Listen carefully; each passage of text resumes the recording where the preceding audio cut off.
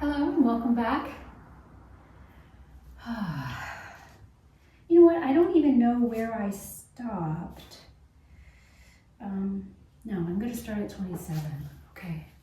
It might be a repeat from the last video. Yeah. Okay, so we'll just start there. Tasya saptadhā pranta bhumi prajñā. Tasya saptadhā pranta bhumi prajñā. His, Purusha's, sevenfold, a definite stage, step, layer, bordering, province, the cognitive consciousness. In his case, the highest state of enlightenment is reached by 7 stages. This sutra merely points out that the state of uninterrupted awareness of reality is attained through 7 stages. After the yogi has obtained his first glimpse of reality, he has to pass through 7 stages of increasing awareness before he reaches the final goal of Kaivalya. The word pranta bhumi is used to indicate that process through or progress through these stages does not take place by sudden jumps, as it were, but by gradual transition from one stage to another, like traversing a country divided into 7 adjacent provinces. A good deal of rigmarole has been written in explaining this sutra by some commentators. It is quite natural that the process of attaining full enlightenment would be gradual and should be attained by stages. But to identify these transcendent changes in consciousness with ordinary processes of thinking, as has been done by some commentators, is really absurd. It is better to leave the problem as it is, as a matter of transcendent experiences, which cannot be interpreted in terms of the thinking process. Right? So it all exists outside the mind. We can't comprehend it by the mind. Again and again, we keep coming back to this. Okay? 28. Yogāṅgānuṣṭhānād. Yogāṅgānuṣṭhānād. Yogāṅgānuṣṭhānād. Yogāṅgānuṣṭhānād. Aśuddhi-kṣaye. Aśuddhi-kṣaye. Aśuddhi-kṣaye. Jñāna-dīptir. Āviveka-khyāteḥ. Right? Yogāṅgānuṣṭhānād. Aśuddhi-kṣaye. Jñāna-dīptir. Āviveka-khyāteḥ. Of component parts of yoga exercises or steps of yoga, by practice or following of impurity on the destruction, the idea is of gradual diminishing. Knowledge, spiritual knowledge, shining forth radiance till awareness of reality or discriminative knowledge arises. From the practice of the component exercises of yoga on the destruction of impurity arises spiritual illumination, which develops into awareness of reality. So there's a shift that starts to happen, right? Changes your awareness, perception of reality, because you're seeing it more clearly, right? This sutra deals with the problem of guidance needed on the path of yoga.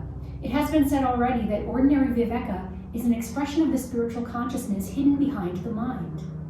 If it is real, it gives a sufficiently strong urge to the aspirant to take to the path of yoga and adopt its discipline.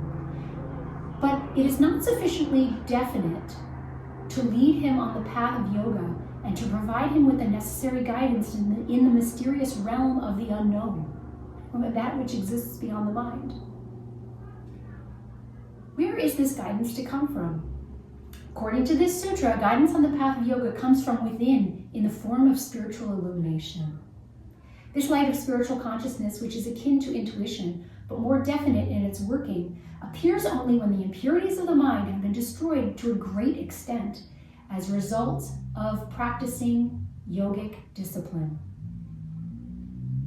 This inner light of wisdom has been given many beautiful and suggestive names, such as the voice of the silence, light on the path, and perhaps the most graphic and illuminative description of its nature and mode of expression is found in the little book of Light on the Path by Mabel Collins. I've never heard of that book. There are 2 points which the sadhaka must note with regard to this jñāna-dīptir. There are 2 points which the sadhaka must note with regard to this jñāna-dīptir. The first is that this light comes from within and makes him, to a great extent, independent of external guidance. The more we penetrate into the deeper recesses of our consciousness, the more we have to rely upon our own inner resources, since nothing outside can help us. In a way, the sadhaka becomes really qualified to tread the path of yoga only after this inner light appears within the mind. All preliminary training in yoga is meant to provide him with this inner source of illumination. It's fascinating. All teachers who help him in the early stages have this as their main objective, so that he may be able to stand on his own legs. The second point to note in this connection is that this inner light of wisdom continues to grow and provide guidance until the stage of Viveka-Khyāti is reached. That is the significance of the word A preceding the word Viveka-Khyāti in this sutra. The light grows stronger and stronger as the sadhaka makes progress on the path and draws near to his goal until he gains his first experience of reality.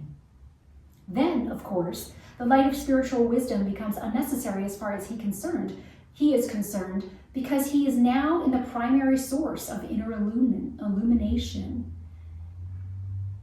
Then, of course, the light of spiritual wisdom becomes unnecessary as far as he's concerned, because he is now in the primary source of inner illumination, the enlightenment of reality itself. It will be seen that ordinary Viveka, jñāna-dīptir, Viveka-Khyāti are manifestations in different degrees of the same light, which shines in its fullest and uninterrupted splendor in Kaivalya.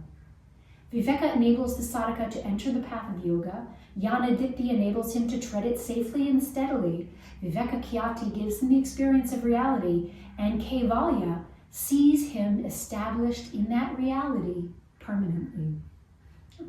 So wonderful. The philosophy of kleshas, which has been expounded by Patanjali in such a masterly manner in the first portion of section 2, deals with the great problem of human life completely and effectively. It goes to the root cause of human bondage and suffering and prescribes a remedy which is not only effective, but brings about a permanent cure. This philosophy should therefore be considered not as a mere accessory, but an integral part of yogic philosophy, upon which alone a stable structure of yogic life can be built.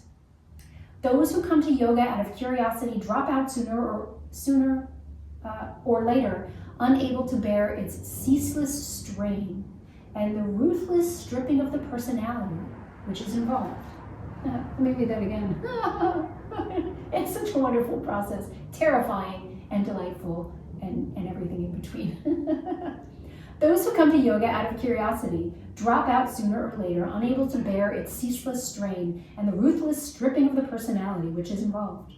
Some come driven by vulgar ambition and a spirit of self-aggrandizement. Their career, if it is not cut short in some way, generally ends in disaster or leads them to the left-hand path, which is worse. A few come to yoga because they find that it is the only means of securing release from the limitations and illusions of human life and its miseries. They have understood thoroughly the philosophy of kleshas, and even cities or other attractions of the yogic life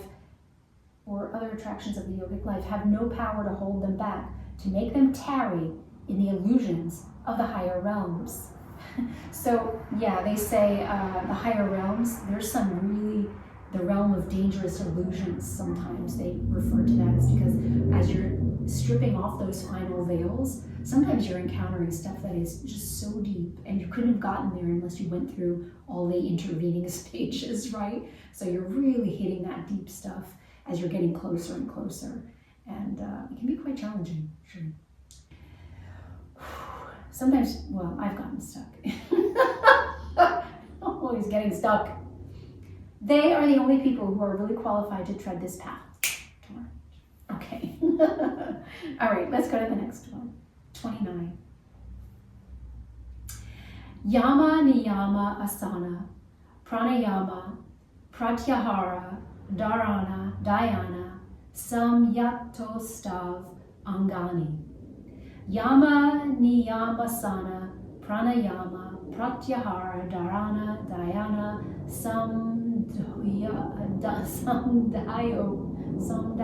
stav angani, stav angani. Dhyana samdahayo stav angani. Self-restraints, vows of abstention, fixed observances, binding rules which must be observed, posture, regulation of breath, abstraction, concentration, holding on to one idea or object in the mind or by the mind, meditation, contemplation, which means working out an area, a templum for observation fits in with the definition of. In the text, and concentration, which means confining to a center, fits in with the definition of as given in the text. Yet on the whole, considering the conventional use of two words, it seems best to render by concentration and by contemplation and trance are the 8 limbs' constituent parts. That was a lot. Ready?